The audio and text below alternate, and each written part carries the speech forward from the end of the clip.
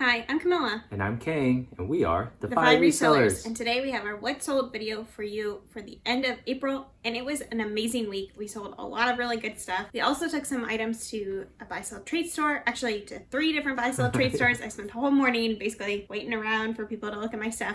So it was great, and we're going to tell you all about it in today's video. Hey, let's start off with the fun one. I'm ready to get this paper, G. You with me? We sold this Coogee sweater for $150. We got it from the bins. It's got a bit of a pull here on the shoulders. This was part of a great haul where we got a few $100 items, so you definitely should check out that video. But this classic Coogee style sweater, well, it's actually Coogee. It's not Coogee style. You see a lot of knockoffs that say Coogee style. Well, actually, you should pick those up because they do go for a lot of money too, but not as much as these on average. And so this one was a great profit. We're so happy with this. This was one of our better items that we sold this week. And actually, this particular week, we started off really well. You'll see here that we sold a few more $100 items. With this Coogee sweater, it got immediate attention. We had gotten some offers on eBay. We had gotten some offers on Poshmark. We had finally crossed this to there. We ended up selling it on Poshmark because this guy seemed like a collector. He knew what he was doing. And it also had some damage, and hopefully I can show you here also. But we tried to fix it, but we didn't want to mess with it too much just in case we damaged it. The guy probably knew how to fix it. We'll let him do it. We got it from the bins, so we'll take the $150. We maybe could have sold this sweater for a lot more, but we were happy to, sell it. Happy that it was going to a person who was going to appreciate it. We're like, okay, $150, that's great. And the last thing about that Coogee sweater, the guy already received it, and he gave us 5 stars, so it's a done deal. Yeah. Now, one sale that would make the flipping accountant proud. All right, as part of that bins haul that I mentioned, this also came and it sold for $123.95 on eBay. Just nuts. We definitely knew that we were going to get over $100 because the comps were 100% sell-through rate for about this much. And sure enough, we got it. So exciting, especially because we were missing one piece. We were missing the queen for the green side and a few other small pieces, but most of it was there. And we saw that on eBay, there were a few comps that also were missing some pieces, also $100. So we priced it right. We're so happy with this. It sold in just a few days. Okay, the funny thing about this box is that this little minifigure came and we sold it for $23. It's crazy. Just one little thing. I know. And it was in here. And so I looked it up and I saw that they were going for about $25. So it's crazy. So be on the lookout for retired sets like this one. And when you're looking at huge lots, be sure to use Google Lens to look at minifigs like this. This one happens to be Ninjago Pixel and I don't know, $25 apparently. So we are going to be on the lookout for a lot more of these and be more diligent looking at the comps. We don't know a whole lot about Lego investing, but just in the flipping accountant kind of just spurred us. We can at least look these things up, that they are valuable, even if they're old, even if they're used. And as you saw, we made a really good profit. It's just good to look outside of your niche sometimes. So, often we don't even really look that much at the toy bins. Like we kind of glance at them, but we don't know very much about toys. So we often don't find something that we know is valuable. We often have the time because we're waiting for them to pull out more bins, or we're just going to sort through our carts. So we have some time to look through things and to look things up and learn new things. So yeah, we sold a really nice Johnny Was piece, but pants? Let's take a look. Next, we sold this pair of Johnny Was pants. They're wide leg linen pants. Amazing. And they are embroidered here at the hem. They are so cool. And they sold for $108 on Poshmark. That was an offer that was sent to the liker. We had them originally listed at $120. And this is what the tag looks like. So it doesn't look like much. It's not like Johnny Was tags are often more elaborate than this. But just to kind of be on the lookout, this is also a line under Johnny West. Yeah, JW Los Angeles. These are so cool. Really excited to get these shipped out to the buyer. I picked these up at the bins and I was so excited to find these that day. We have never sold Johnny West pants before. We sold a lot of tops, but these sold very quickly and we were so happy to send these out, and they had only been listed for a few days. We've had this lot of train tracks for a little while and it finally sold $51.40 on eBay. Yeah, it was a pretty big, kind of container of things, and we parted them out into different lots, so we had train tracks, we had some with trains, we had some with miscellaneous miscellaneous locations, buildings, buildings, like little buildings, that went along with it. I was trying to think like not furniture. train furniture, you know, but no, not furniture. We did end up spending about $18 on shipping, so it really wasn't, you know, that great of a sale because it had, you know, a ton of shipping on it. But it just goes to show you, again, another toy sale that we don't often look at toys, but we know that, you know, vintage Thomas the Train things can be worth money. Actually, a lot of Thomas the Train things can be worth money because kids get like obsessed with Thomas. Those other lots that we sold, it made us in the green a long time ago. And so we're just trying to piece all of these other ones out to, you know, just make a little bit more profit. And so we made almost $25 on this. We'll take it. Yeah. Next, a pair of jeans by Diesel Industry for $54.65 on eBay. So these were the Diesel Viker jeans, and this is our second time selling these, and they are a really good jean to be on the lookout for. Diesel jeans just in general are really good, but this Viker one is a men's pair of jeans, and I think, you know, it just has a following. A lot of people like it. And so it sold really quickly in just 2 days, and it sold for full price, so that was awesome. Nice. We sold this really nice pink blazer by St. John for $69.65 on eBay. I had listed this for $75, and someone came in and offered me $60. This was such a cute, like, bright pink blazer, and right now we are having really good luck selling St. John. We had picked up a few different things recently at the bins and have just been selling them off. We don't have them all listed, but it just goes to show you, I feel like I hear resellers talking about St. John and how it's good, but it takes a really long time to sell and all this kind of stuff. And I think that maybe is true. But for us, what we do is we really just look at the comps, and then we price, you know, if the sell-through rate is not very good, we'll price a little bit lower so that we can move things along. Yeah. And so that's what we've been doing with our St. John pieces, where I'm not trying to get top dollar for them. I am just trying to get a good profit and to move them. This was also a great sale because the buyer, yes, I was just remembering that the buyer's username was I love St. John. Yeah. So I am thinking about maybe right buyer. Yeah.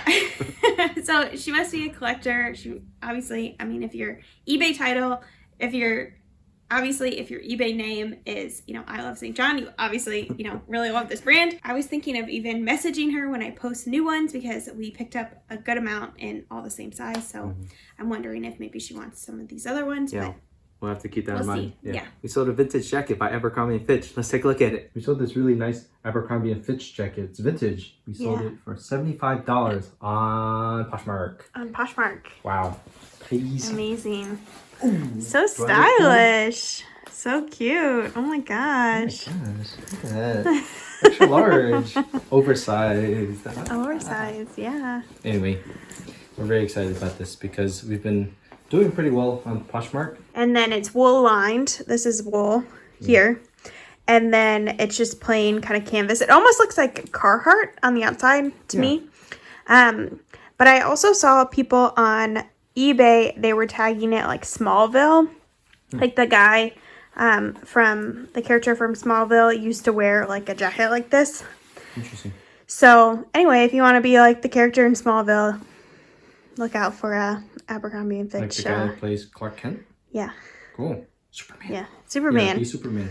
Yeah, exactly. We always look at these utility jackets, you know, these canvas jackets, whenever we see them in the bins, because this kind of jacket, this genre of jacket can be definitely valuable. I was just recently at a buy sell trade store, and they had a whole rack of just like work coats basically, and they had them all listed for like $45 to $100. It seems like it's something to be on the lookout for and that you can get some good money for. All right, just a casual reminder to don't sleep on quilts, because we sold a pair of these patchwork quilts for $106.95 on eBay. Just nuts. Yeah, so this was a great sale. I thought these quilts were so cute, and they would be so cute in like a little girl's room, like two little girls that are sharing a room to have little matching, you know, bedspreads. I just thought that was like so adorable and just, I don't know, idyllic. So anyway, I was excited to pick these up in the first place, and then they took a little while to sell. They took about 2 months to sell. Even with that, that was a great sale. We were really happy to send those out and to accept the offer of the buyer. Yeah, it looks like we had found those in Austin bins, and that, you know, the cost of goods on that is so low because we average all of those items out. We love keeping our costs low. That's just part of our business model. Hopefully you agree when you see some of our numbers. This is basically our entire business. We don't really pay up for a whole lot. We sold these Adidas Boost shoes by James Harden for $40 on Mercari. This was one that we, again, probably could have gotten some more money for, But these shoes were really kind of faded, and they've definitely been worn. Yeah. We didn't have the original laces. Yeah, when we picked them at the up, front too. yeah, when we picked them up, they only had one lace, and then the other one was missing. So we went and got another pair of laces and replaced them. We ended up taking an offer. We had them listed for $50. Someone came in and offered $40. I saw a video recently. I believe it was Kevin Vasquez did a video, and he had sold a new pair of these shoes for $130. So new in the box. And so these shoes are definitely valuable if you find them and they're in good condition. And I think, you know, it just goes to show, like, we only had them listed for a couple days and we got $40 for them. Yeah. So definitely be on the lookout for this type of shoe. You're not going to miss it in the thrift store. We sold this bell sleeve dress by Caroline Constans for $89.65 on eBay. So I had this dress listed for $100, and I'd gotten a couple lowball offers. You know, someone sent me, I think, even an offer for like $20, which I declined. And then another person sent me an offer for $40, and I declined that one. And then she counter offered and said, or no, I think it was $40. I countered at $75 because that was, you know, the amount that I wanted to get. That was the absolute lowest that I was willing to do at the moment. And she countered at $50 and said in the comment, you know, this is a used pre-owned item.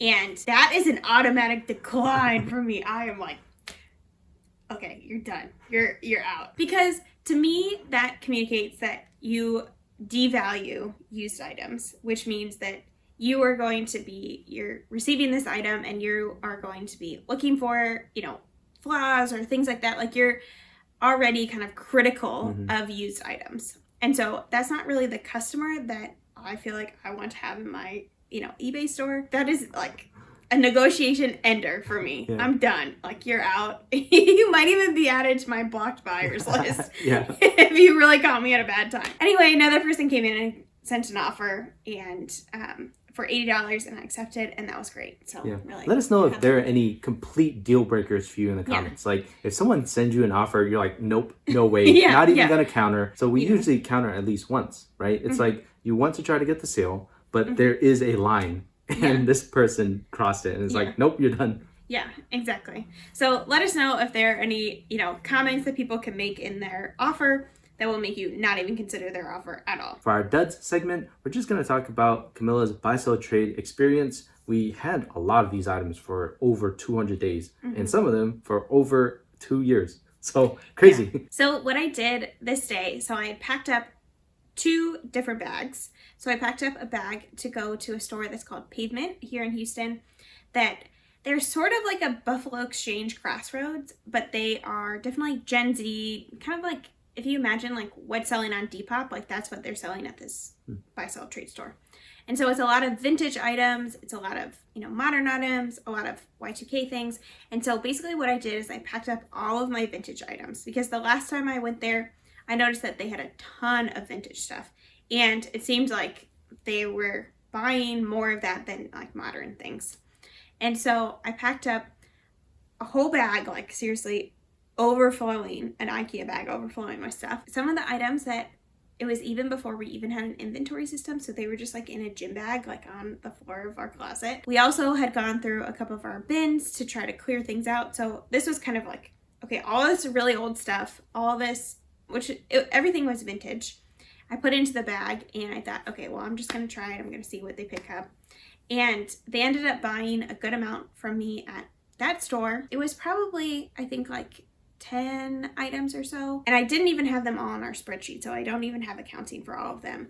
But basically, they ended up giving me about $7 for each item, $17 for each item, which was great. I was really happy to get that. That would be about how much I was going to make anyway on, you know, selling them on my Instagram account.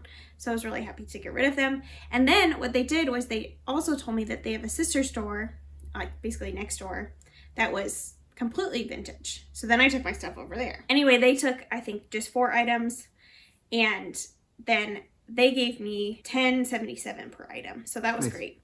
And I made an appointment for a couple weeks from now so I can bring in even more of my vintage death pile, because I have so many things that I picked up and I thought, wow, I'm gonna list this on Instagram, and at this point, I'm pregnant. I, was modeling things on the Instagram, and it's just not happening right now. Like, it just is too much. And no mannequin photos, because that's a whole lot of work. Right. So I am, trying to basically offload some of this backlog that I have, this death pile that I have of vintage items.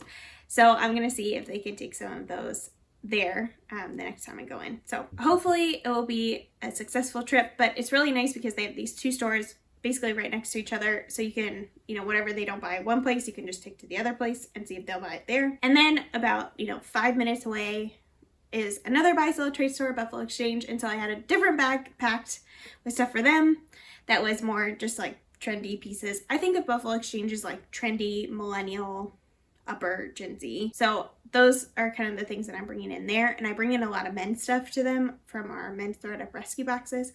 And they bought a couple things for me as well. And I ended up getting $9.28 per item. Which is pretty good. Yeah, so pretty good. And it was a lot of things that had been listed for a while. That was kind of my goal, was to get things that I had been listed for a really long time for them to buy. And then even one thing that I just picked up at the bins the day before because I knew I was going there. I tend to pick up Zara things to take in there. It seems like they buy a lot of my Zara stuff. So I was really happy with that. So anyway, overall, I made $116 and some change. And so I was really happy with that. And now I have some cash so we can go to, some garage sales and things like that, which is nice. The Buffalo Exchange credit we're going to be using during our baby moon trip coming up. So we're going to Austin, and then we're going to hopefully use a lot of these because apparently the Austin Buffalo Exchange has kind of like higher end or better in our experience anyway, the one time that we've been there. So we'll see. We'll keep you updated on that.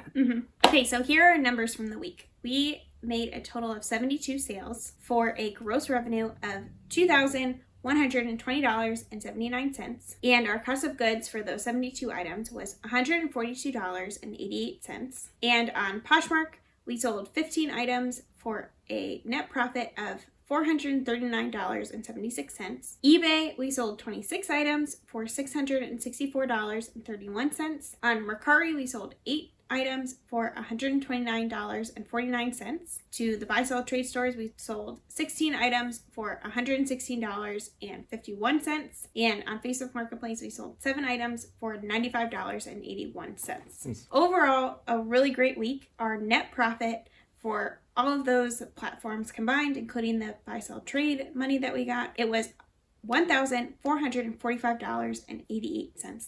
So a really, really great week. We were so excited to kind of basically end, April with a really good week. And we had a really high profit per item outside of, if we excluded the buy sell trade items that we brought in, we had a really high profit per item this week, which is something that we are definitely going for. That's, a desire that we have for our business is to have, higher profit per item so that we don't have to sell as many items to make as much money. Right. Obviously makes sense, trying to do less work for more money. Yeah. That's everyone's goal, I think. Most people are not trying to do more work for less money. They're trying to do less work for more money. So last week we had talked about kind of this mental game of trying to hit $1,000 per week. And I think that with the baby coming and a few other things that we just decided that $1,000 per week is probably too narrow. We're going to open that up and actually just give you a 4-week update. So basically a month. And our goal is just $4,000 per 4 weeks. It makes it a little easier to average out, just so that if we have a good week, it'll average with the bad week, and hopefully we'll have this $4,000 month. In April, we made $4,841.77 in profit. But when we see this level of success, breaking through 4,000 so easily, it really encourages us to focus on the month rather than each week individually. Overall, we'll give you each week, but we really want to do for ourselves focus on each month. It'll be just a little bit of a mind shift for us. It'll make the sub $1,000 weeks a little easier to swallow. Yeah, I don't know that we're convincing anyone to invest with this. We're showing all these numbers. We're definitely not convincing anyone. We are down $861.51, as you can see. Yeah. So this is the segment where we try to convince you somehow that investing is a good idea. And right now, we are not convincing anybody. Yeah. We got $7,000 into this experiment. where we've been updating you for months now, and it's still down over $800. We're not exactly trying to convince you that it's a get rich quick scheme. We're not even trying to convince you that you'll make money in the next year. What we have always said is the long term. And when we think about long term, it's 5, 10, 15, 20 years, 40 years. We're committed to showing you just this experiment and how we are investing. And this has never been investing advice. It's really just an experiment to show you, hopefully, within the next few years, that it's turned into something positive. For me and my thinking in our continued investments, even as things are going down right now, what I keep thinking is that at some point things are going to turn, that the downward trajectory is going to, go back up. Historically, that is what it's always done. And that the periods where it's going up are so much longer and so much more powerful than the times when the market is going down. For me, what I think is when that market turns, when it goes from, a bear market to a bull market. So bear is when it's going down, bull is when it's going up. When that turns around, this is going to compound so much because we've been investing along the way as it's been going down, that when it goes up, that means that we're going to make even that much more money. So that's kind of what I'm thinking about as I am investing in this account and our other investment accounts. This time where we are stealing our emotions, keeping them in line, that is going to pay dividends, literally and figuratively. Yeah. Aside from that, this segment is still called Building Wealth, and we wanted to tell you about just the wealth in which we are trying to live a really good life. We had mentioned before that part of the things that we do is to cut expenses, but we also try to find what is valuable to us. And what we found valuable is traveling.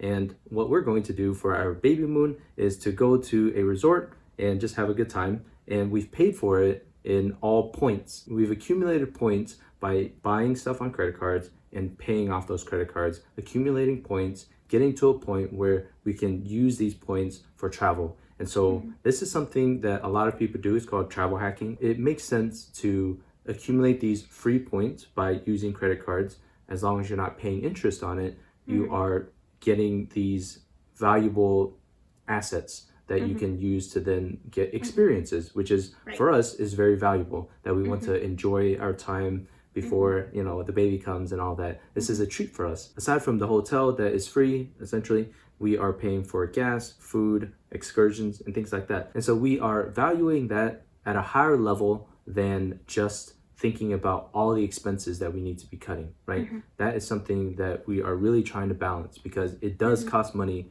to go on these excursions, even though the hotel is free. And hopefully you take something from that. It's like, we're not trying to deprive ourselves of a good life. We're just trying to figure out what we value and then spend more money and more time on that. The thing with this travel hacking and using credit cards is that you have to be careful when you are doing this, that you aren't just spending extra money just to get these points. Right. For us, when we use these credit cards, we're using them on the expenses that we already have, the expenses that we're already going to use. So, buying groceries, buying gas, things like that. And, even offering to buy things for friends and have them pay us back, that sort of thing. But we're not spending extra money just to hit a certain amount of spending. It takes a little bit of planning. If you want to have this excursion, you need to think about it ahead of time so that you can start accumulating points over a year even. We've strategized in a way where we've been intentional about what we spend, how we get these points, and how we're spending these points. And so all of those factors,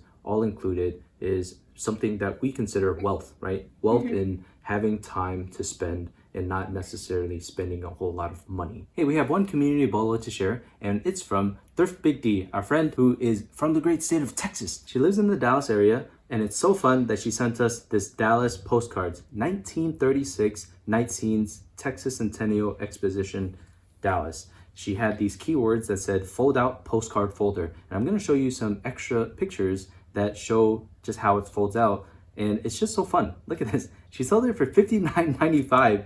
Just nuts. Yeah. For a postcard.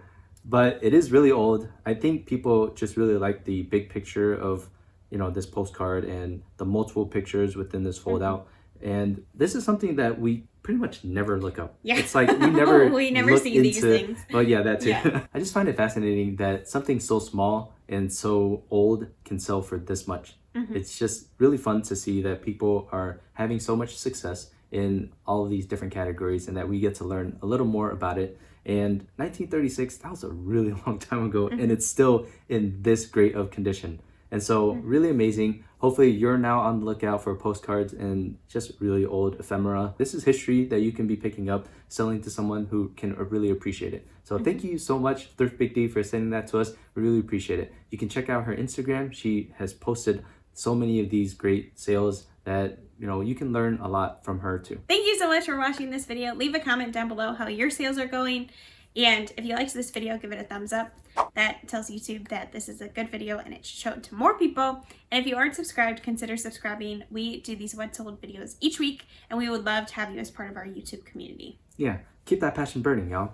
We've had a great week. We hope that you're having a great week. Poshmark is kind of a dumpster fire in general, but we want to encourage you that regardless of what Poshmark is doing, you have so much more power to, pave your own way. Hopefully you're trying to cross-list to other places. We recommend eBay. We've got a video that you can check out, but otherwise we are really rooting for you. We hope that you're doing well. We'll see you later. Bye.